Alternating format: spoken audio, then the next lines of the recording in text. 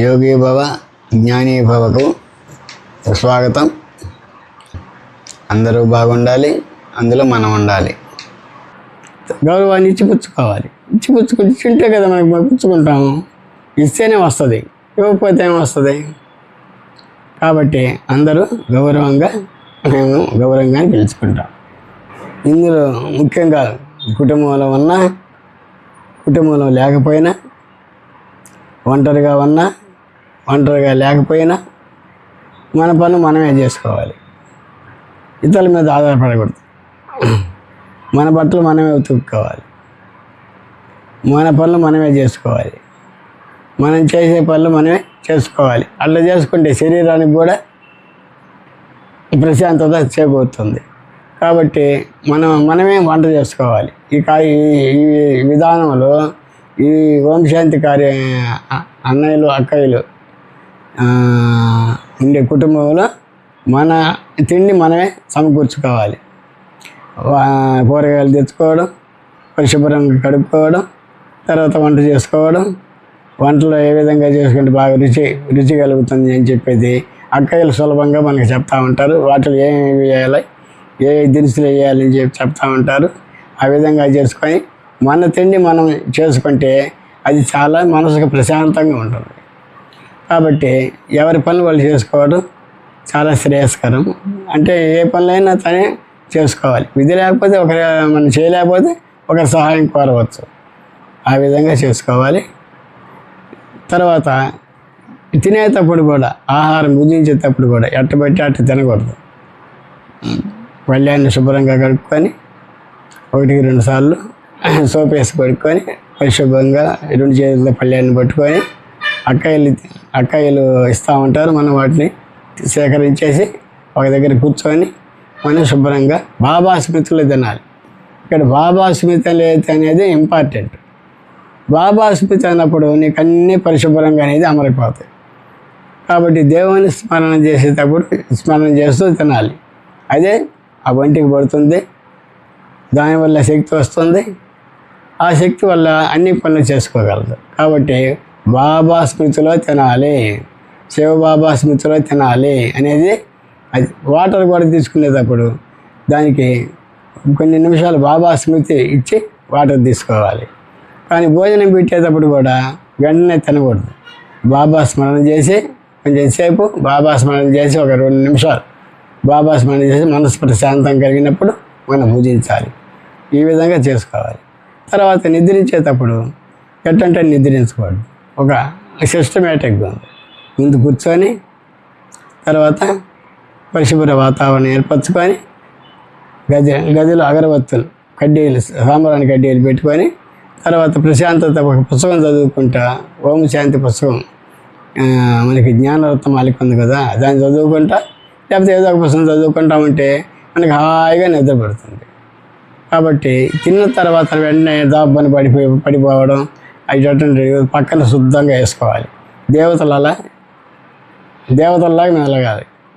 ఆ విధంగా చేసుకుంటే మనకి మనసుకు ప్రశాంతత ఉంటుంది. ఆ విధంగా చేసుకుంటే మనకి 3:30కి మెలకు వచ్చేస్తుంది. 3:30 నుంచి మనకి వచ్చిన తర్వాత 4 గంటలకు యోగం చేసుకోవచ్చు. యోగం చేసేటప్పుడు బాబాతో మెలం అంటే బాబా అనే తలంపుతో ఉండాలి. 1 గంట యోగం చేస్తాం. తర్వాత ఆ విధంగా మనల్ని ఉన్నప్పుడు మనసు ప్రశాంతత. ఇంకా చేయాలి, ఇంకేవో చేయాలి. పెండింగ్ అనే పనులు ఉండరాదు. మన మనసుగా తెలిసిపోద్ది. ఇది చేస్తే మంచిది, ఇది చేస్తే మంచిది, ఇది ముందే చేసేస్తాం అని చెప్పినప్పుడు పెండింగ్ అనే పనులు ఉండకూడదు. అది మన బాడీ యొక్క తత్వం అనేది మార్చేస్తుంది. కాబట్టి అనేది ఏ పాజిటివ్ ఏది నెగటివ్ అనేది మనకి తెలిసిపోతుంది.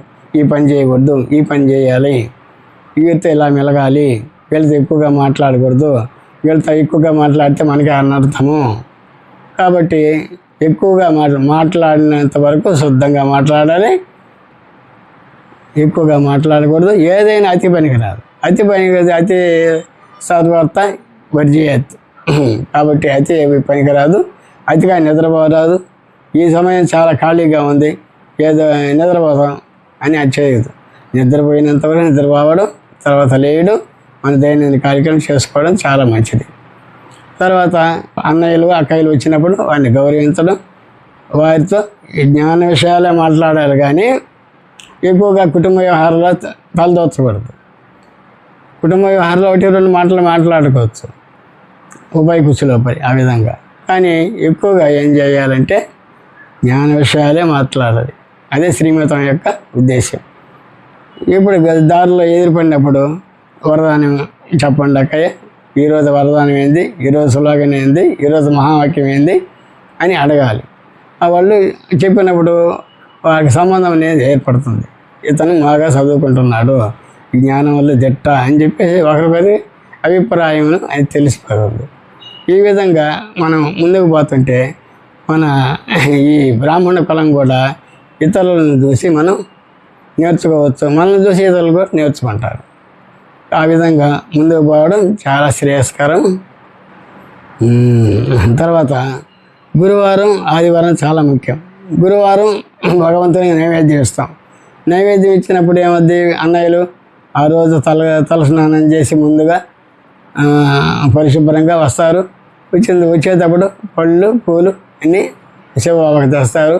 శివబాబాకి తెచ్చినప్పుడు చాలా అక్కయ్యలు వాటిని బాబాకి నైవేద్యం కూర్చి మనకి పంచి పెడతారు.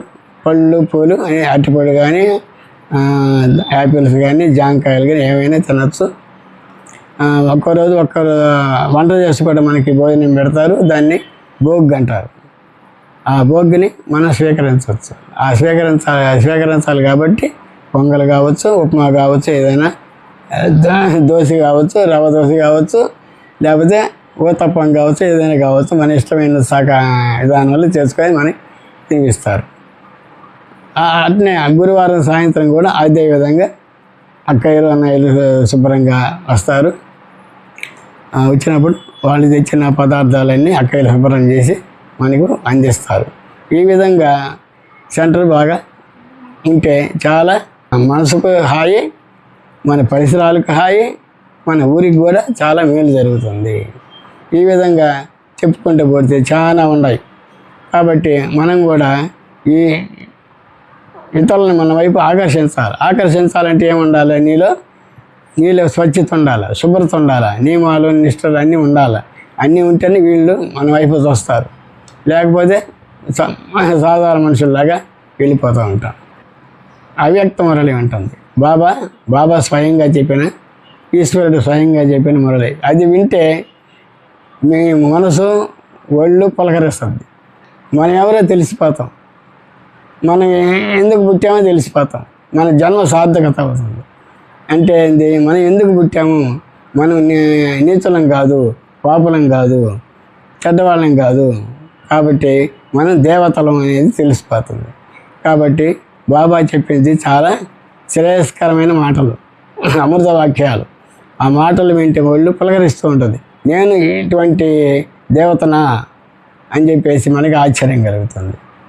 కాబట్టి మిత్రులారా, అక్కయ్యలారా, అన్నయ్యలారా, ఈ విధానంలో మీరు పయనిస్తే చాలా దేశం పురోగతి చెందుతుంది. ఈ భారతదేశం ఒక స్వర్గంగా మారుతుంది. ఓం శాంతి. మిత్రులారా, ఈ వీడియో నచ్చినట్లయితే లైక్ చేయండి, షేర్ చేయండి, తదుపరి వీడియోకి సబ్స్క్రైబ్ చేసుకోండి. ఓం శాంతి.